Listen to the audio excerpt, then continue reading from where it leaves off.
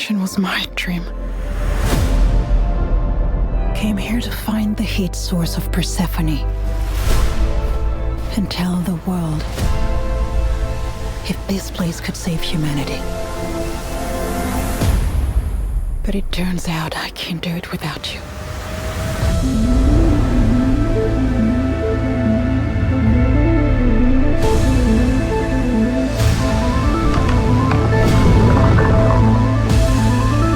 Whatever happened, we're gonna finish this mission.